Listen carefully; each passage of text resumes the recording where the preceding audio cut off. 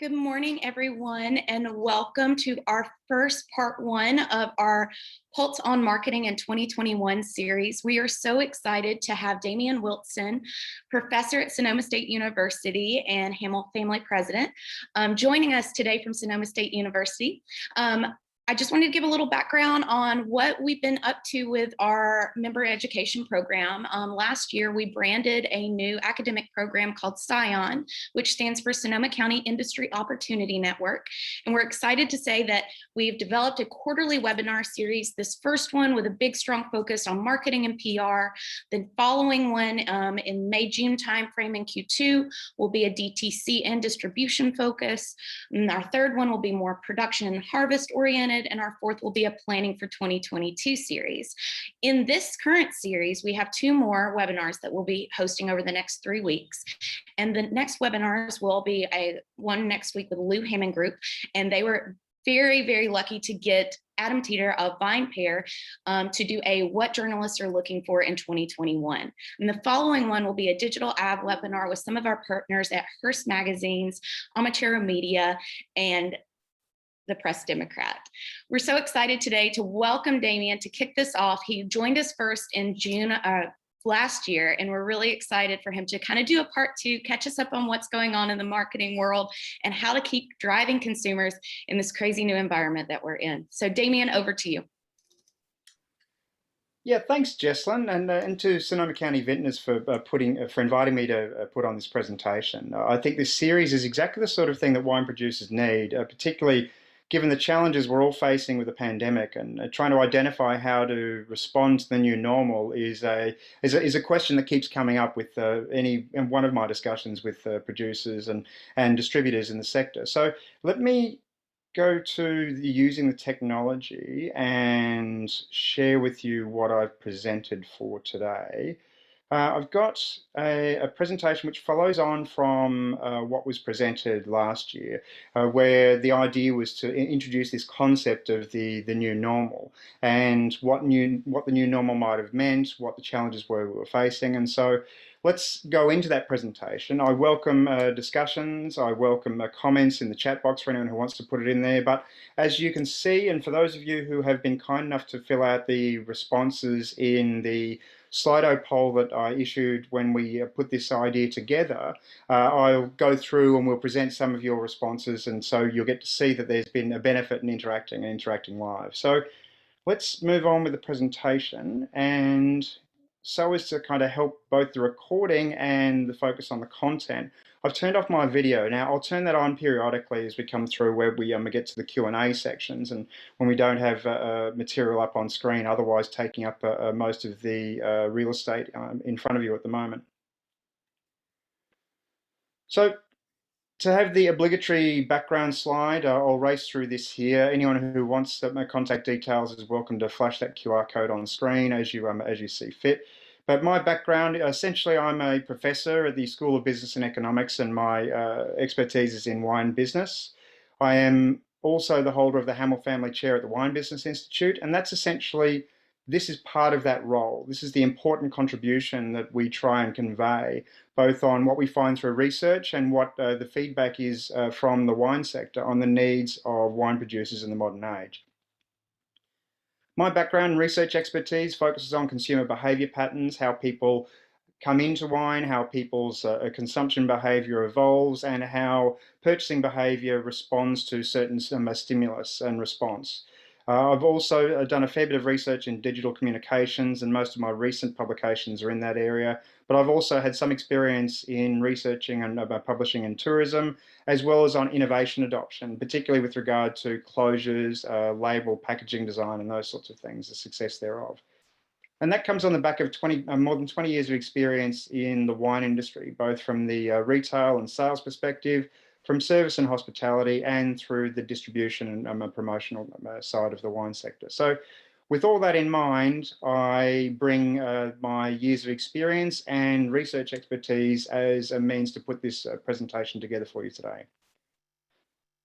And I like to engage the technology where possible. The idea, it's important to me to be representing and essentially coming up with responses that appeal to you. So there's still time for those of you who haven't already responded to the webinar poll.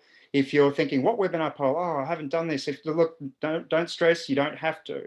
But the important thing is, and one of the key elements that I find tends to be far more effective, is if you provide people a scope to be able to interact during these presentations. It gives them some capacity to have influence on what is going to take place and to see that there is kind of a collective approach to the response. It also, as a presenter, allows me to focus on the key points of interest to the audience in general.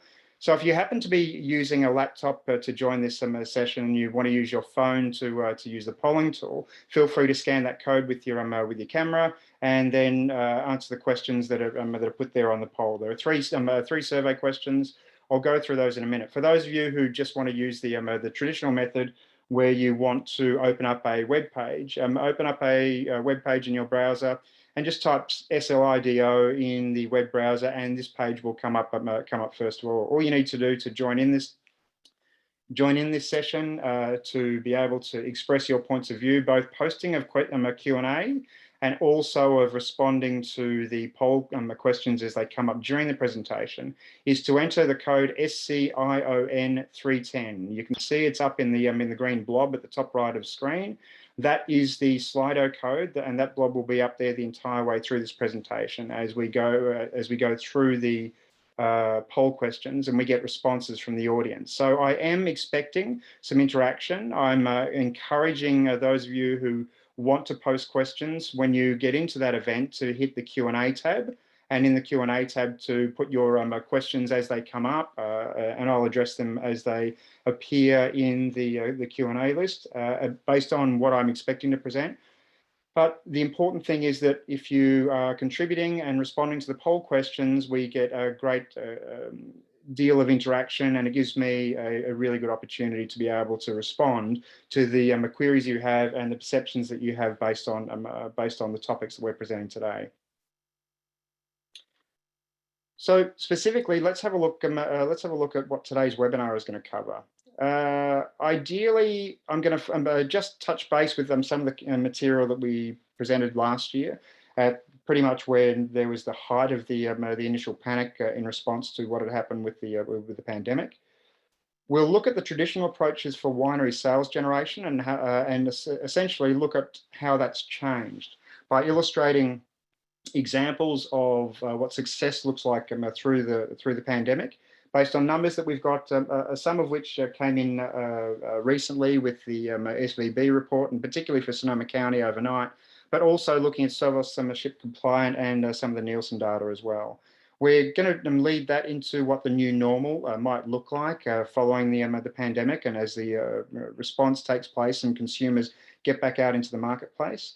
And then we're going to focus on the identify the opportunities as the market recovers, so that we can help avoid the distraction of the obscure solution, or using the example that once worked one time with one producer a long time ago that no longer has that sort of success. How do we get away from that and rely on the data that we are discovering is working in the new normal? So last year's normal was pretty much relying on data provision to help navigate the crisis. People turned around and just basically exercised the skill sets that they knew. But that's really changed a lot with the evolution and creation of these kind of new wine purchasing solutions. We don't know what impact that's going to have.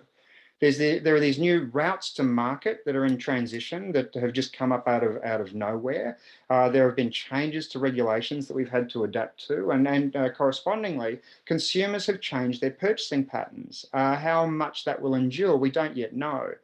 but elements to do with things like wine delivery, how consumers get their wine delivered to them, how, to what degree, using what platform to order, and the whole creation of this concept of the off-premise example, where restaurants could sell effectively in an off-premise for off-premise consumption based on the fact that they could not utilize on-premise. So what's that going to look like in the future? But there's also been some of this focus on data becoming the new black. And certainly, as you can see here on screen, we've got this example of the data taken from this, the SVB report overnight, breaking down on a county basis on the employment of a full-time data analyst in a percentage of wineries by region. And unfortunately, the full-time data analyst is actually the blue line or the blue block within that graph. And you can see on the left-hand side those blues kind of reduce from the top level, where Napa, New York, and also Texas, just a bit way down, have 25% of wineries that have responded to their survey have a full-time data analyst. What's I think most frightening for any of us in marketing, and certainly those of us who like to rely on business intelligence, is how big those we have no one responses, all those on the right-hand side. And particularly for regions like Lodi, which don't actually have any wineries that responded in saying they had a full-time data analyst. So relying on data to make decisions, of course, then becomes much more difficult, and you're relying more on gut instinct and hope. And as we heard in a famous movie on showing an oil rig disaster, hope is not an effective strategy. So what does this mean? Because we've gone through the process of milking our wine clubs for extra revenue to the best degree that we possibly can. We've got this situation where e-commerce has effectively been on steroids in the last 12 months, where the numbers have just gone through the roof. I stopped being surprised getting any of those AC Nielsen reports indicating that e-commerce is up 250, 300% or whatever it might be. And we've also seen this kind of emergence or return to the concept of social media coming to the fore. So what does this mean for us in the future? What are the challenges that we're going to face? And specifically, I'll move on to the next question in Slido, where you are asked to present your examples about what of those platforms have been successful for you in the last 12 months. So there's a question that I put up there for you to answer in Slido, to rank the sales approaches that worked best for you at the winery prior to the pandemic.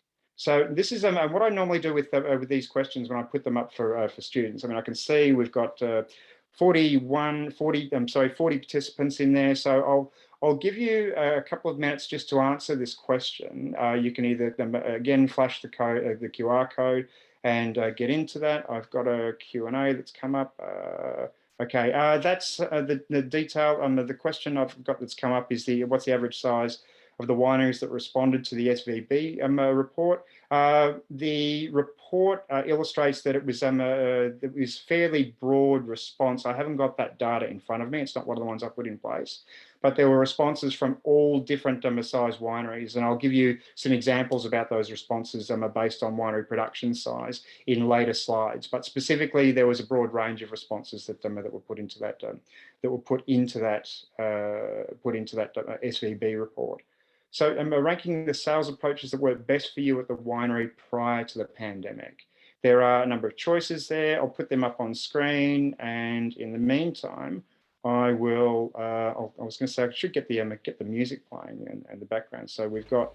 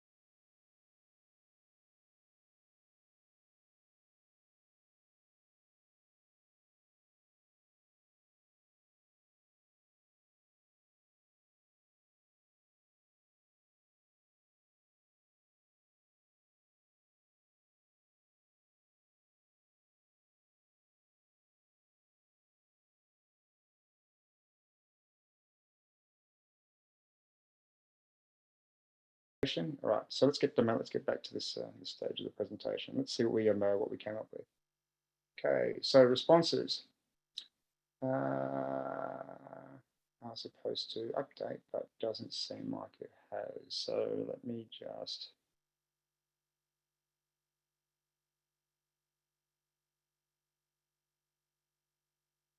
Okay.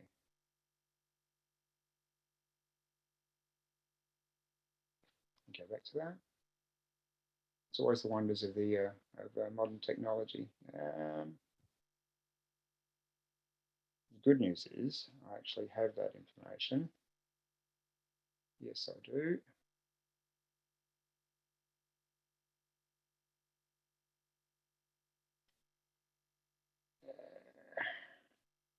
The benefits here are in having the experience and having gone through this. You can see here, okay, we've got a response. Ta-da. Okay. Go back to that. Right, sales approaches that work best for your winery. Okay. And you can see here we've got product authenticity in your brand's terroir, being more of a priority over increased purchase volume for free shipping, dollars off regular price, wine club subscription for free tasting, and any other sales technique. Okay, high points of critical review. So essentially, there's been this keen focus on product authenticity and a brand's terroir. That I can't see the graph results. Okay, thanks very much. Yeah, I can just I just saw that that issue come up. I can do that here, and this is going to make life easier. Okay, let me do it that way. Ta-da! That'll work better. Yeah, apologies for the tech issues. That's it happens, but once you've gone through it once, typically it seems to work okay after that. It's like you have to activate this thing and then tell it that it's working. So you can see here the most popular response or the key priority has been through the use of product authenticity in your brand's terroir. There's a key reason why that's an important finding, and I'll cut to that now before we go back to the presentation. One of the key elements that indicates to me is the involvement or the interest in the wine consumer with your brand and with wine in general. Because if you're getting responses from people, or if you're successfully selling through concepts like terroir, they're what we refer to as kind of higher order concepts and involve consumers who have a high degree of wine involvement. Now, that typically means they tend to have higher value, higher degrees of experience, and higher interest in wine.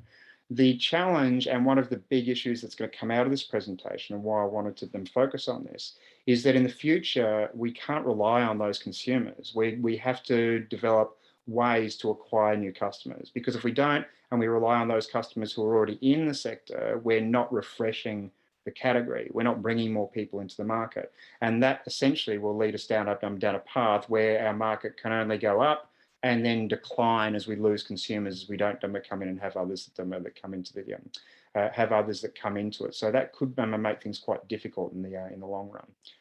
All right, let me get back to the presentation. Where are we?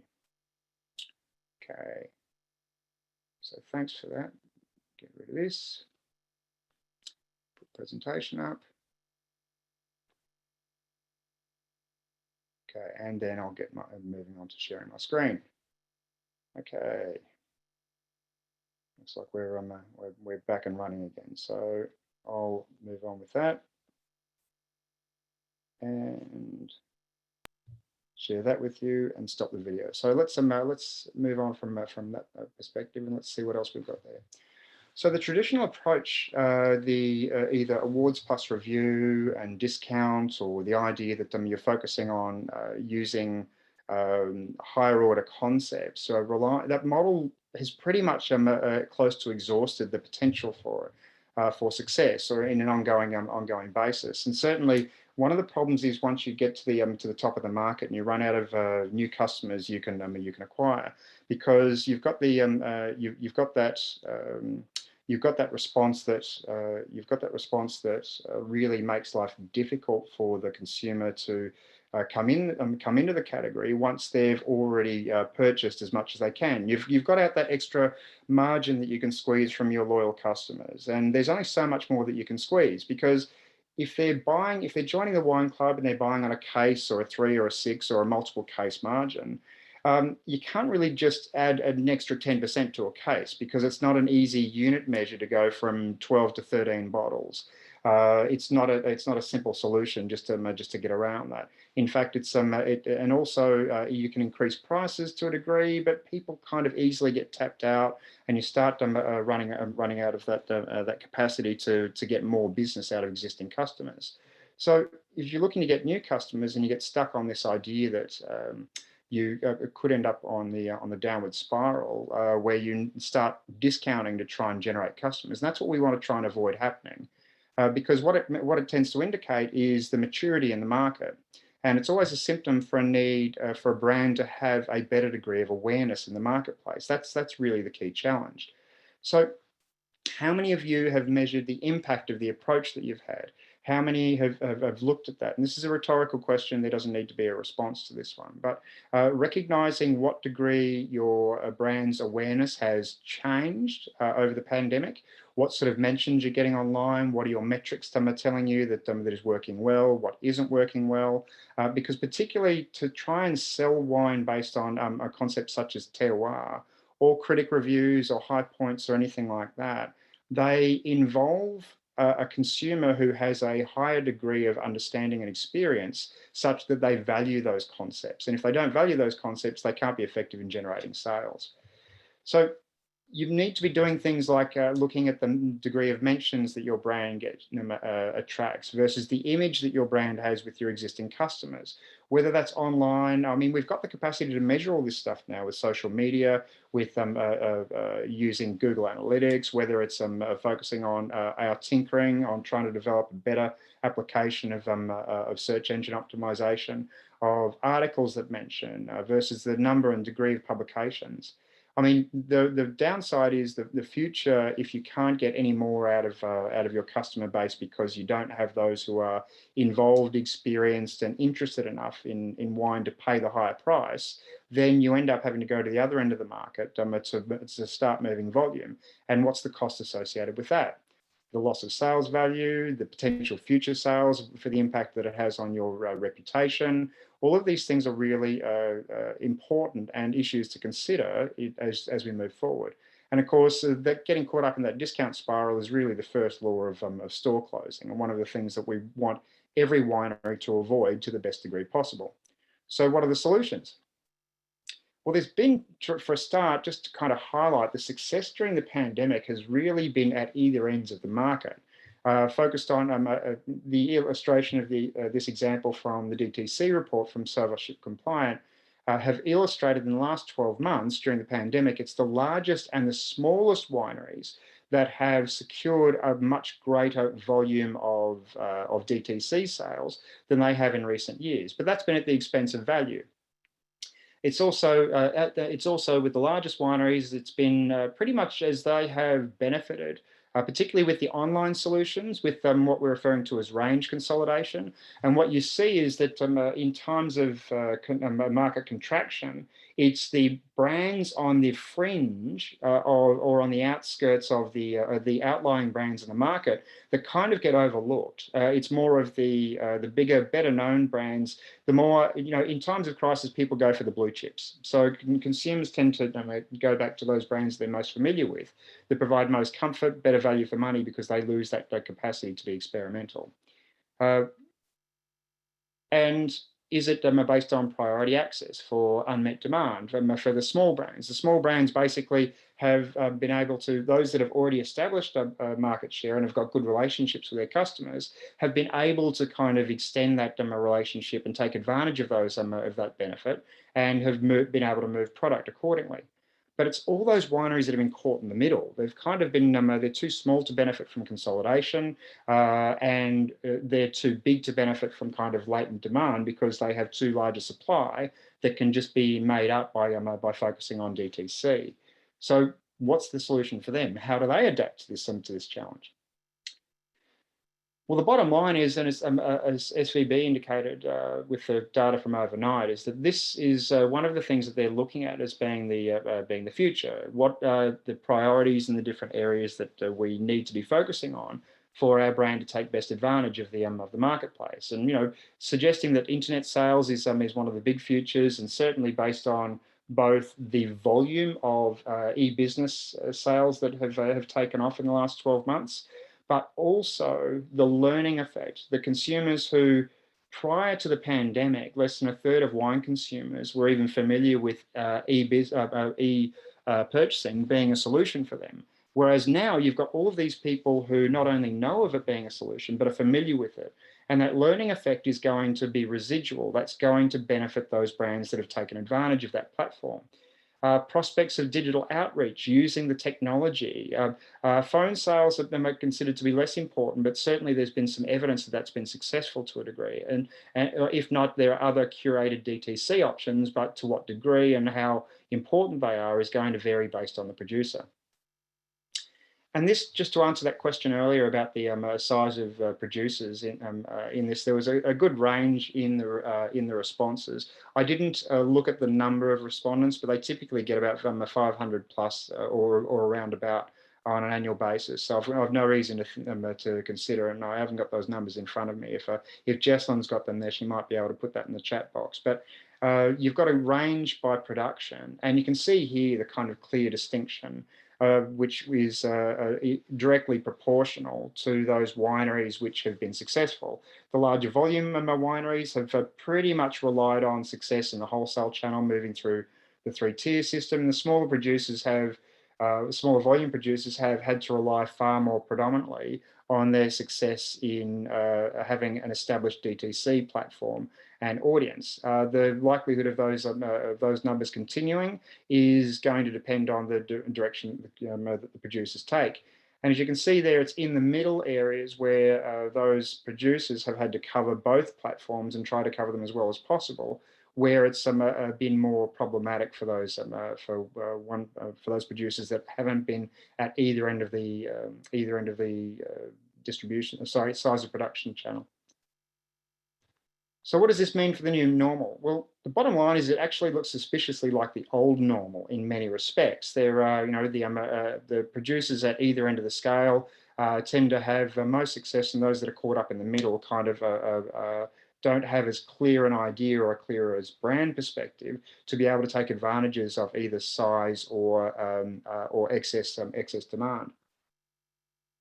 But one of the key outcomes is that we know that behavioural patterns are generally predictable in aggregate.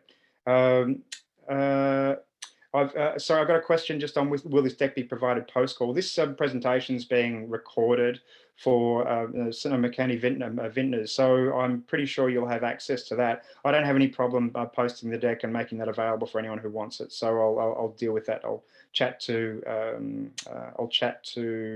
Jesslyn afterwards, and we'll see what we can do to make that available for you.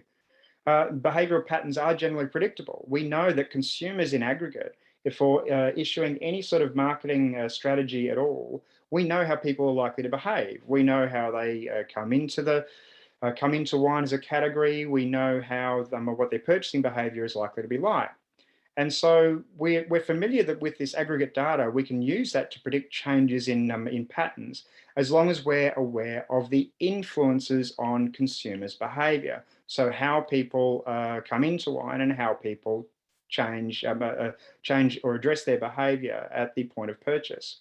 So what has changed? Well, essentially a couple of things. Off-premise purchasing has larger cart sizes. That's one of the things that we've seen in general. We know that consumers have generally bought in larger volumes. Have they had more or less frequent visits to the off-premise store? I haven't looked into the data that clearly, but definitely they have purchased in larger cart sizes, and it would suggest that their behaviour is, in aggregate, probably fairly similar, but they're just buying more each time they're going. We know initially it was to do with pantry stocking, as people didn't know what was going to happen, and then it was more evident of people consuming a little bit more than they normally would. But we've also seen, and what's counterintuitive to traditional economic contractions, what usually happens is that volume holds and value goes down in the short term. But in this case, we didn't see that as much, but what we did see was the substitution effect, where the premium that would typically be paid for on-premise looked like it was being transferred over to off-premise sales. So people were not only buying more volume, but they were more comfortable going a little bit more upmarket. And what we don't know is, will that value and expectation behavior hold over time, or will it revert back to how things were before the pandemic?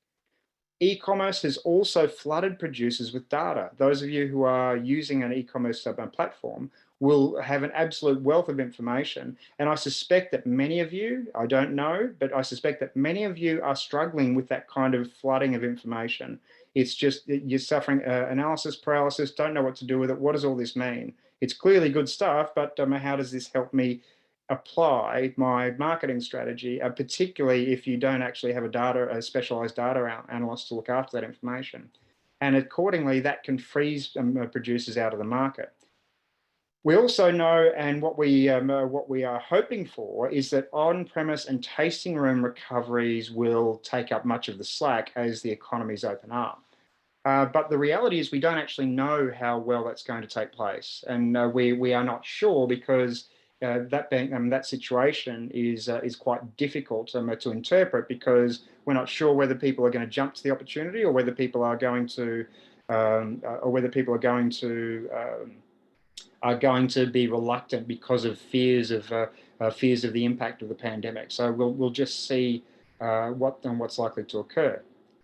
So let's go back to, I'll have another go at Slido. It looks like it worked when I restarted this, and I'll get to some responses here. Thinking about the means that you use to attract more tasting room visitors, which of the following statements best reflects your winery's appeal? I left this one on there essentially because I'm interested in the responses. And basically, the question is asking whether you believe that your winery tasting room is sufficient to attract enough visitors, the appeal of your tasting room on its own, or do you think that people are coming to your tasting room because of the collective appeal of neighbouring wineries, or is it due to the fact that the region is the appealing element that can attract visitors on an annual basis? Or is it based on the fact that you're in California, and California is what attracts people to visitors on an annual basis? And it'll be different on by different producers. Those producers clearly who have the highest awareness in the marketplace are probably those ones that are capable of attracting consumers in their own right to the tasting room. But there will be many producers, particularly those that are relatively small and may have a small amount of salience in the mind of the consumer, that could really struggle to attract enough consumers to the tasting room in their own right. Okay, let me get through and get the music going on here, so we've got something we can something I can play in the background while I just enjoy a sip of coffee and watch the responses roll in.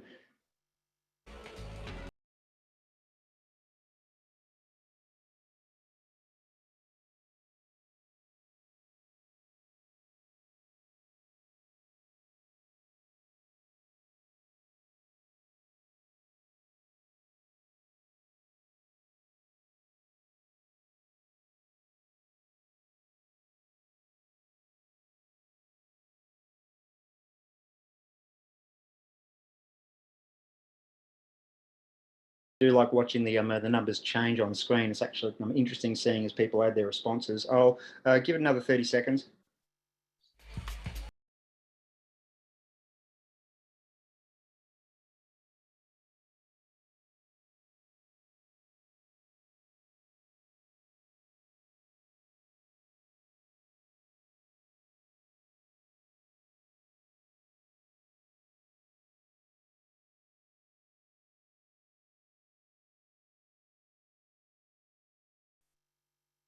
Okay, and as you can see there, essentially that there are some most respondents here believe that it's the region that tends to be the most appealing part that attracts customers to a tasting room, rather than a particular brand. And that's actually, to be fair, that's consistent with what the research will show us as well. It's rare for a consumer to plan a visit to a specific tasting room and not have any others that they want to see as well. There are usually a brand or two that there's usually a brand that they want to see as part of a visit, And historically, it used to be a case of consumers would visit different tasting rooms.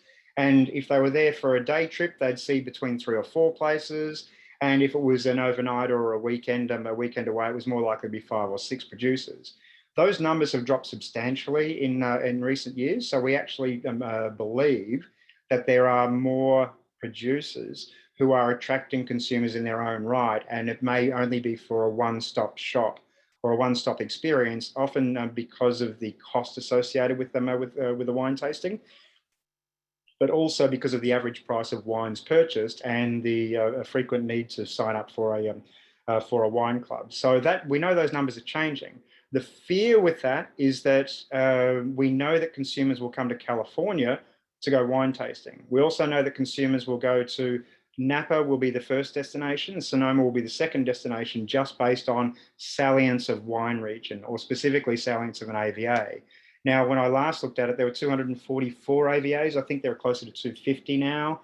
And it's my understanding that if you are not in the top two, you're relatively unknown except by people who are in your area or particular experts in wine regions. So the fact that we are in California gives us an advantage over other states, because California is regarded as the premier wine production state, and so it will attract a lot more wine tourists.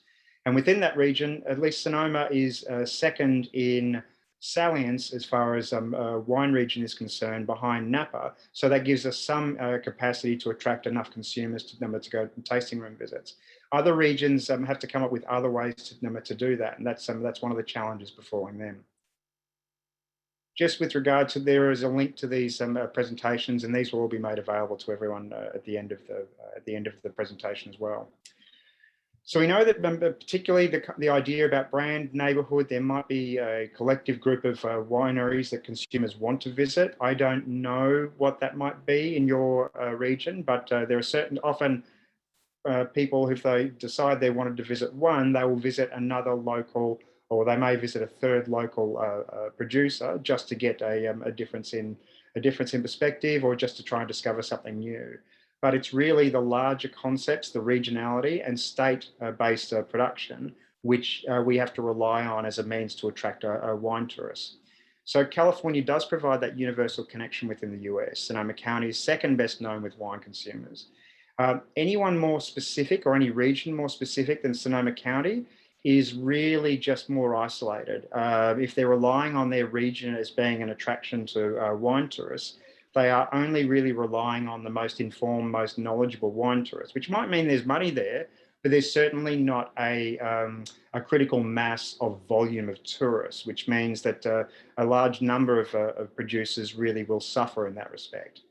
And one of the big challenges that we have is that we have to keep attracting tourists. We have to keep attracting customers, because the focus on loyal customers are not a long-term solution. I've already mentioned that it's difficult to get more money out of a loyal customer, because one, they're pretty much tapped out, and the incremental addition to volume is actually quite difficult unless you can get large increases, large proportional increases, which invariably limits the conversion rate that you're going to have in that regard.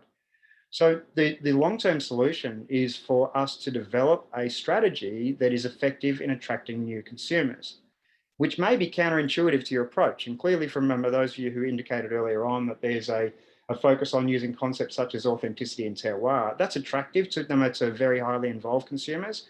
But for the average consumer, and certainly the newer consumer, that's something which is already 4 or 5 steps of interest beyond what their knowledge is about wine. So with that thought in mind, let's go back to your approach. What you believe is in the near future. What's your priority in your brand taking as a means to generate revenue in the new normal? Are you going to be focusing on new customer acquisition? Are you going to be focused on improving customer retention, the CRM solution, or increasing average purchase price per customer, or increased purchase volume per customer? There's certainly it could be a mixture of all those. I get that, but if that's the case, just choose the one that is that you believe is the priority for your brand at this point in time. We can go from there.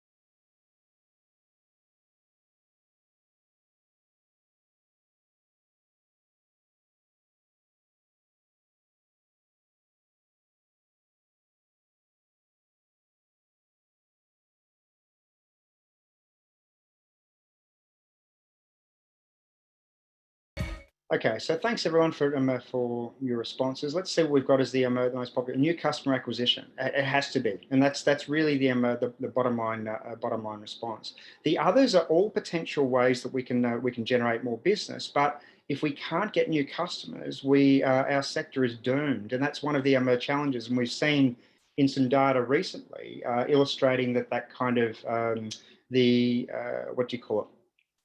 The penetration into the general adult population for wine is static or declining depending on whose numbers you're looking at. And that's a concern for us because it means we're not getting enough new people into the category. So we've got this situation.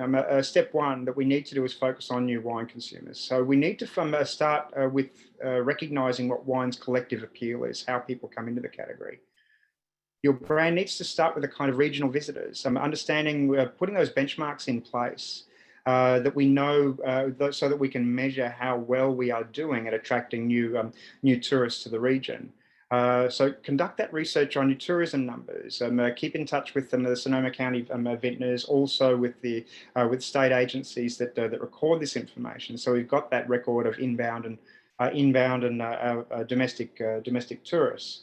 I was fascinated when first learning about tourism in general, that it's probably not surprising to anyone that France is the most touristed country in the world. France attracts somewhere near 90 million tourists a year before the pandemic. I don't know what those numbers look like now, and I'm sure they're a lot worse. And the US was number two. At the point that France had about 90 million or just under, you had a situation where the US had closer to 70 million. It was about 67 or 68. Now, yet the difference was that expenditure per tourist was 3 times higher for US tourists than French tourists. So essentially, even though tourism by numbers was far greater in France, tourists who came to the US spent a lot more. So having those benchmarks really illustrated how effective business skills can be conducted, and how much we can improve the numbers based on what the benchmarks are. So we start with those benchmarks and we develop a collective approach to attract new consumers, because new consumers generally discover wine in a collective manner. Wine is one alcohol which is generally shared socially. Even if you're consuming by the glass, it's often in a social event, whereas beer and spirits are just as likely to be consumed individually. And so importantly, it's the role of wine business is to connect with the interests of those new consumers by learning a bit more about them, rather than focusing on our messaging, but learning about what the messaging is for them. So we can do things like in tourism interests, recommend, connect with additional local interests and complementary products and services that both attract and appeal to those new tourists. I mean, how many of you have ever thought about gamification, either as an option for your wine brand, or indeed in the area? Because that's basically where a lot of growth is still taking place online. Anyone who's been following, I mean, just the GameStop meme situation in the market, can tell you that there are clearly opportunities to attract the new and the interested consumer to a category to which traditionally they've been eschewed. So there really is no second chance to make a first impression, and that needs to be our focus going forward. But there's also the consideration of the reopening challenge that we're all suffering. Is this going to be that boom that we're all looking for, or is it going to be what's referred to? I don't know if this is an Australianism or not, but the damp squib in on-premise, because we're all expecting and certainly hoping that consumers will come back. Well, there's anecdotal evidence that consumers, when they do go to an on-premise location, are spending a bit more money and tend to be more generous with their tipping, because they're trying to do what they can to support those businesses, which could put us in good stead for the wine sector. It could mean that there are some good margins to be taken advantage of. But other countries' reopenings were on-premise muted, so it's not likely to be this all-encompassing a great return to business. And the US in this case has certainly been the most impacted, not only by numbers, but by a variation in response. So could it be a ratcheted increase? Could we see this kind of stepwise progression where people who have no fear all jump out at once, and then we have people slowly coming back as they get to measure what goes on? Or has there been this adaptation to the off-premise consumption experience, where I mean, there are record videos online about people focusing on their sourdough production skills and or their new recipes that they've discovered, or gardening, and so people might be doing more things at home, and that might be an adopted practice, which could seriously impact the capacity of the on-premise distribution channel to take advantage of it. And so the outcome in this area really is a bit of a great unknown. We're not sure. So relying on that is probably not a good idea, but recognizing that it could be the cream on top of the sundae could be exactly the option you want to work on. There's also the focus on the new purchasing environment, that point of sale and what the impact is going to be that we are all hoping to address. From the focus on e-commerce to 24/7 home delivery. E-commerce, the volume of e-commerce sales skyrocketed. It just kept being surprising to see that those e-commerce platforms like wine.com and the like were just we're seeing record numbers going through of sales, and we saw that this kind of brand awareness came first, and then we started seeing customers coming into the category. We initially started seeing more people being aware that E was a commerce solution, and then we started seeing customers discovering it. Now you've got this situation where you've got almost all wine consumers out there, or close to saturation, are both familiar with and in many ways either transitioning to or adding to as one of their purchasing platforms the e-commerce solution. So what's going to happen when we return to stores? Are those numbers going to be the same? What's going to happen to home delivery? Is that, Uber purchasing Drizzly could be a real game changer. We don't know, but all of a sudden you've got the volume, the capacity, and the technical nous to really have an impact on what's going to take place to us. Is this a potential solution for us? The after work wine purchase integrated commute, where people can buy their wine and have it delivered in their car when they're at a stoplight outside of a wine store. That drop and go, no contact delivery option, is that going to be something that people will take up? I don't know, but it's certainly something to look into, and it's certainly something to consider, particularly on behalf of a region of wine producers. So at this point, it's a good opportunity to kind of highlight the fact that there is a Q&A tab in the Slido section. I'll look at that for any questions that have come up there. But please feel free to post any there that you want to have presented or to have discussed as a result of this presentation, the content being delivered thereof. Now, the key option, and one of the great solutions that we believe is out there for many producers, is the focus on integrating social media as being part of the new normal. And the problem is that traditionally wine producers haven't really engaged the platform particularly well. Few have used it as a search tool. Most have used it as a communication or a promotional platform. And that has not been consistent with the way that consumers use social media. Wine really is a source of social currency. And that's really where the opportunity is presented for us as producers in the long term. With wine being a source of social currency, how do consumers use it? How valuable is it? How do they generate more interest? Whether it's from making that connection with Taylor Swift, to focusing on the boy next door, or whatever it might be. The reality is that the wine producers of today need to know about their e-customer, the virtual customer who's out there and who is really interested in wine or is learning about wine, but doesn't know how to get into it or what to do. There's this focus on what we refer to as consumer engagement. And we've got to generate that engagement with the customers, because traditionally our approach has been, here's our brand, we make wine, buy it. And that doesn't work even in a face-to-face environment. So wine producers have to develop another way to work. And my encouragement would be to spend more time watching, learning, and reviewing, rather than spending a lot of time focusing on trying to generate content. Learn about the wine consumers' interests in wine, because their interests in wine are often very different to the information that's being put out there into that platform. Because these are the sorts of people who are drinking wine, whether they're whether they're Uber nerds wanting to drink wine whilst they're having a virtual gaming session with their friends, or whether they're people who are just having a virtual get together with them or with colleagues because they're concerned about the pandemic. They're using a virtual as a platform to communicate, and wine is an accessory to the fun that they're having with others. The outlook is that wine needs new consumers, and what history tells us about wine consumers is essentially we need more new consumers than trying to rely on getting better profitability out of existing consumers. The bottom line is that there's this mirage with the concept of premiumization.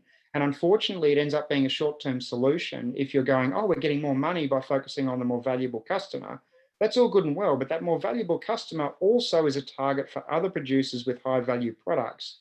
And the more valuable and more experienced the customer becomes, ironically, the more promiscuous they become with the brands that they choose because they have more choices available to them, they have more services provided, they have more knowledge, so they're more discriminating with regard to with the wines that they're consuming, and they're constantly looking for better sources of value.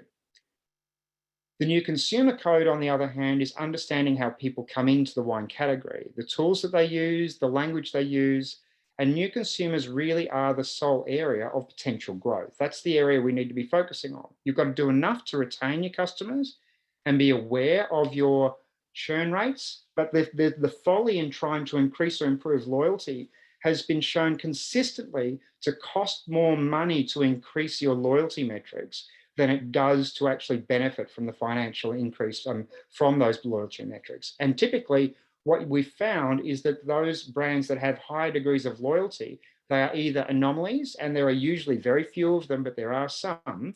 They are either anomalies or they are indicative of brands that are not spending enough on new customer acquisition and end up being less profitable. So this kind of focus on abstract increments where you can't get more money out of a consumer by charging them more money, because there's the learning effect. If they know that your wine is a 20 or 30 or 40 or 50 or $60 bottle of wine, to charge them an extra $5, well, that's a pretty difficult challenge because they know they've paid less than that in the past. It ends up being quite difficult to move them up if they know that the wine's not worth that. New customers don't have that anchor. They don't have that anchoring effect. And so there's this kind of what we refer to as the improvement ceiling. You can only get so much out of improvements in loyalty, but there is no limit to the number of new customers that you can apply to.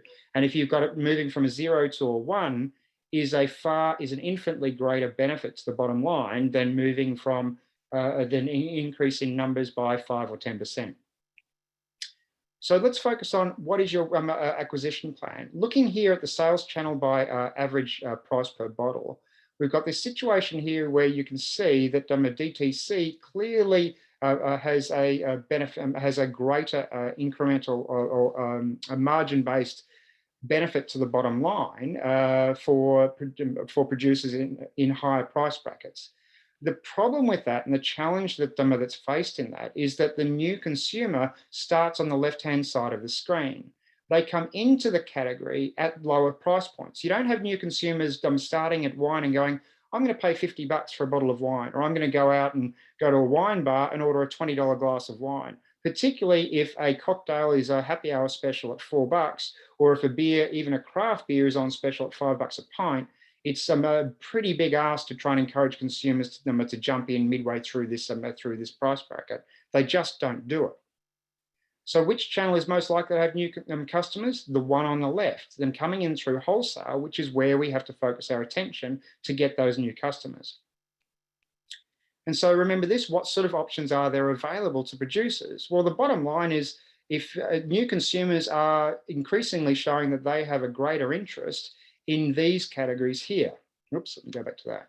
In these categories here, they're far more interested in internet sales. They have a greater attachment to and interactions on Zoom and digital, and they certainly have a vested interest in other forms of curation. So with virtual being at the forefront, and for those of you who don't have a lot of time, let's get your responses here before I conclude proceedings and then work on Q&A. As a virtual communication tool, what do you believe is more important in your social media posts? Posting frequency, information quality, responsiveness to posts, or tone or content or style of content? Because these are the sorts of things you should be working on in the development of your social media and online communication strategy.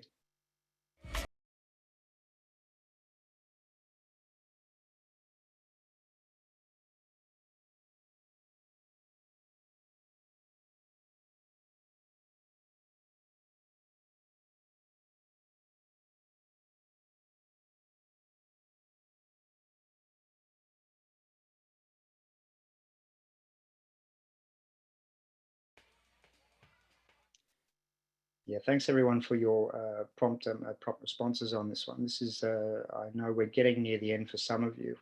And given we started a couple of minutes after, I'll go a couple of minutes over, but I know that we'll end up losing some people in the meantime. Okay, a couple of responses. I'll give it another 10 seconds and then convert over and have a look at what those responses are. Because essentially you've got the frequency, the number, you've got information quality, in other words, the value of issues to do with branding, information, those sorts of things, the responsiveness to posts or the time delay or the tone or style of content being kind of the key elements on which we're looking at. Now, the bottom line is we don't have a lot of literature I'm showing these, but there's certainly emerging outcomes which are illustrating the value of one or the other. The responsiveness to posts is a key one. And it's sad to say that in most cases, when I have tried to develop those responses tried to develop a benchmark response rate, I often find that wineries aren't monitoring their social media accounts as much or as well as they possibly could. Uh, to give you an example of something that does work, it's not just the response rate; it's also to do with the tone, the ability to be able to illustrate tone and a collective approach to the platform is a key element of success in social media.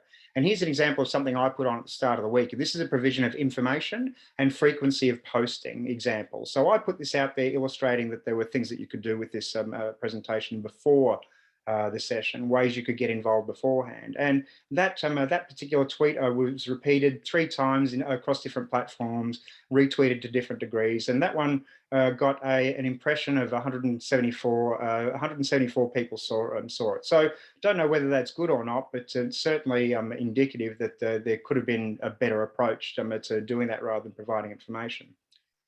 On the other hand, in around about the same time frame, here was a response to a discussion about a cookie a producer who was producing these beautiful images, and it was an image that I wanted to communicate on, and my followers found it interesting.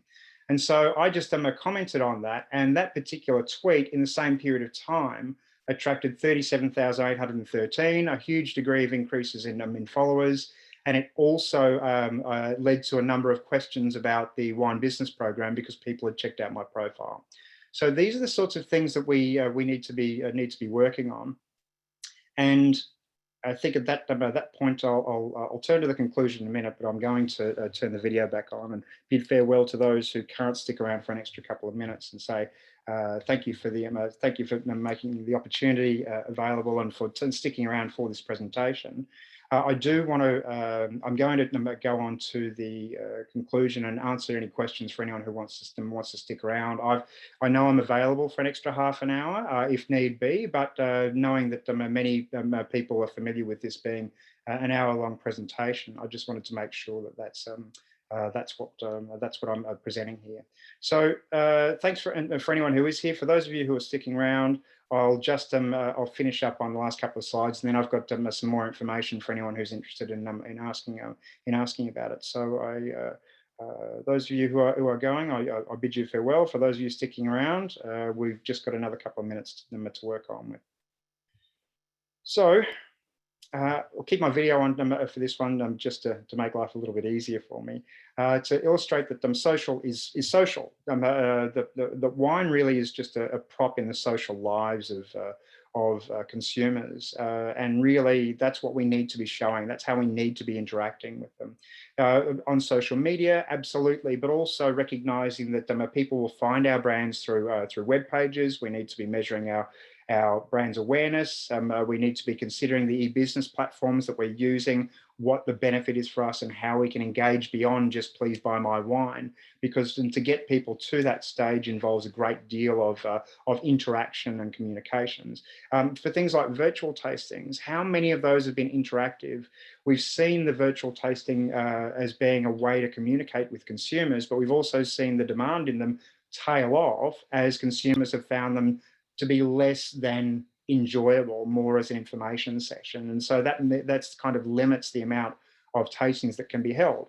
How many collective tastings can be held? How many interactive, where You might provide the wine, and they might provide a recipe or something like that for a dinner party. How many of those events have actually been set up collectively with different producers who could interact in a virtual sense over the period of a dinner party or even a dinner, for example? Those sorts of opportunities haven't truly been explored, and yet they're ways that we know attract new consumers. So this interaction, we need to recognise that there's an important step in understanding how consumers come into the category, and those who discover wine as a beverage they're interested in, those who not only discover wine but discover elements of wine they really like, because it's about that period when they discover things like grape varieties, when they discover wine styles, when they discover elements of regions. That's when they want to become wine tourists. But they've got to get through that stage of becoming a wine consumer first before they actually move on to that stage. And then to conclude the illustration here, we can see this is data from SVB on how, what's been successful in the virtual platform in the last 12 months. And we can see virtual tasting that really didn't appear before before the pandemic. So it's taken up a degree of success. We know getting access to the consumers is the key element. We've got to find them. We've got to be open to them. We've got to be welcoming. We've got to understand how to communicate with them in their language based on their experience and opportunity and interest in wine, and understand the influences on their behaviour, so as a means to help be there and available and be a consideration for them when they are considering wine touring, or when they're wanting to engage or develop a bit more of an interest in the premium wines that we have to offer. And that understanding the timing of that process is really important, both the immediacy of response required, but also in the timing of their lifestyle, their life cycle, and how they come into wine. Because they typically arrive collectively. It's not just one person. You typically end up having someone who comes with others, either a partner, as a couple. It's seldom that you turn up or find the individual that turns up at a winery. And if you do, they're typically confident enough, independent enough, and experienced enough, they can pretty much look after themselves. It's those that come with friends and family and groups and communities that are the ones that are the best advantage and best value for us as at certain points in time in their wine consumption life cycle. And typically, one of the things we do know is that people become more involved wine consumers consistently with changes in their lifestyle, partners, whatever it might be. All of those things are opportunities that really need to be taken best advantage of. So our role is to understand the collective appeal of virtual as a platform, as a means not only to communicate with people, but as a means to investigate how people are talking about our wines, our brands, what wine means to us in the future. And so even if they turn up and they're using devices like this, well, I mean, that's basically a means for us to interact with them and find out how they use those devices. What is it that can make wine more appealing so that your brand can turn up on their screen? And so on that note, I've got other issues I'm happy to talk about, can go over, particularly with regard to how people come into the category. But I just wanted to make sure that everyone's got a chance. Anyone who wanted to ask questions, wanted to focus on anything in particular, had an opportunity to do so, and to thank you all for your attention. And for those of you who stuck around after the hour, I appreciate your commitment to details and for your interest in the presentation today. Thank you, Rosie, thanks, Rose. Okay, pleasure. No, I really appreciate that. If no one's got anything that they wanted to ask, pleasure, Kathy. Okay, you're welcome. And on that note, I'll play a bit of music, do the dancing, and I get to head out. So I appreciate that. It's most appreciated.